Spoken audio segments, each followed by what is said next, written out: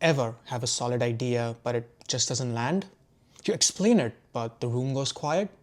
Later down the line, someone says something similar and now it's a great idea? Or maybe you do the work, but your opinions are still not considered? Well, my friend, if this sounds like you, you're in the right place. In today's video, we'll be talking about one simple thing that you can change today to immediately start coming forward as more confident so that you can start getting that trust, you can start building that alignment, and your opinions start mattering. And if that sounds interesting, let's get straight into it without wasting any more time. Engineers often sound unsure even when they know the answer or are certain about things.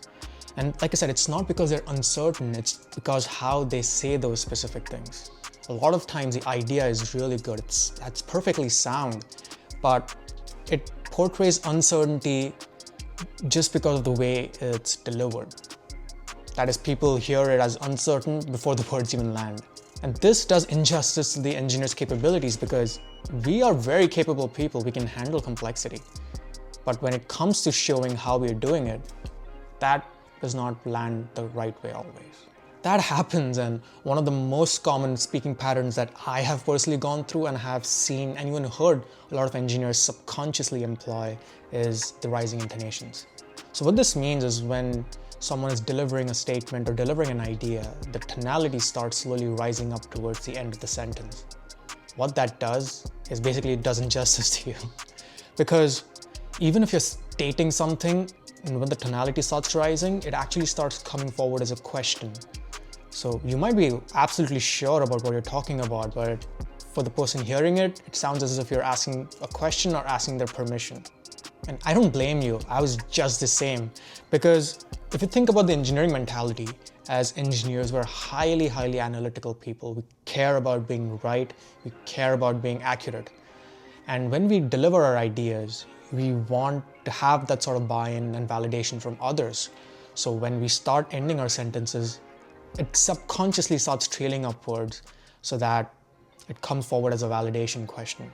And when others say, oh yeah, I think you're right, or it makes sense, at that point your ego starts rising up. And over time, it builds and it starts compounding. So now every time you're trying to do something, you start ending your sentences with those rising tonalities because at that point, you are waiting to get that validation from other people to say you're right and or that your idea makes sense. And it's just a vicious cycle from there. At that point, whenever you're asked a question or you want to propose something, you end up talking with that rising tonality almost all the time. And I'm not saying it happens every single time, it happens most of the time. I mean, in theory, all this sounds great, but now let's talk about some concrete examples so you can put this into practice or you can even understand what this means. So think back to a time when, let's say, you wanted to propose a solution or you were asked a question for which you had a sure shot answer, but the way you put it forward came off as a question. So that could look like something, I think we should refactor this service. So the way that came forward is that now it tells your colleagues or it tells your manager or a human mind that, sure, you want to propose refactoring the service, but you're unsure whether we should actually refactor the service. That's because now that statement came off as a question. So it had that uncertainty, it had that unsurety behind it. Now, instead, let's say you had said, I think we should refactor the service. See how big of a difference that makes? I removed the rising tonality and I kept it flat, or actually had a bit of a downward inflection towards the end. And now when I said the exact same thing, it came forward as more confident and more authoritative. That is, yes, I'm sure we have to refactor the service and that is what I'm proposing and I stand by that idea. Also, I do realize that example might not have been the best because I'm using the words I think, and I'll make a whole separate video about that. And I would highly recommend if you think you don't speak, but that's a whole other topic. You're starting to get an idea of what I'm talking about, right? I mean, even if you have something absolutely nonsense to say, it still is very powerful. Let me give you an example. This is an example with rising intonation. The earth is flat versus the earth is flat. See how much of a difference that makes? The first one, you're stating something, but you're sounding unsure. The second one, yes, you're saying absolute nonsense, but the way the sentence is said, It sounds as if you're sure that the earth is flat, even though it's totally nonsense. So this applies in everything. If you want to answer a question, if you want to propose something, or even if in your day-to-day conversations with your colleagues or your managers, one-on-ones, whatnot, this one small tweak can make a big shift towards how things you're talking about can be perceived in a whole different way.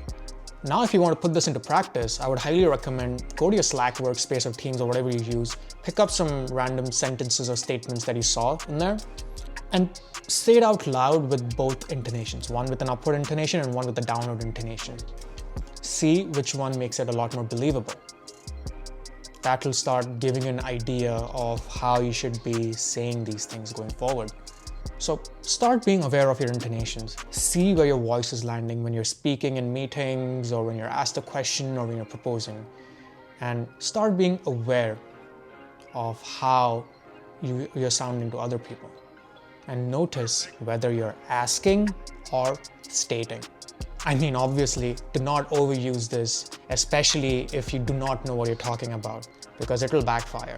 It will make your colleagues think that you back the wrong things or you back the wrong ideas, which you don't want. So this in itself won't make you confident, but if used the right way, if you have a proper structure, if you put thinking into this, and if you know what you have to say, this will be a powerful tool for you to be perceived differently than most other junior, intermediate, or even senior engineers who might be overusing these intonations. So my friend, this is a very powerful place to start. This is just one small skill in a much larger skill set that most engineers are never taught.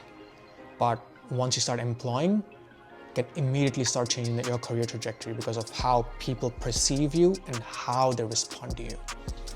So my friend, if any of this resonated with you and you want to be intentional and start changing your career trajectory so that you can be seen as that confident, respected, trusted, and authoritative engineer, book a meeting with me using the link in the description. Best case, we'll have a clear-cut path for you. Worst case, we'll just end up having a lovely conversation. So, as always, I'm just here to help.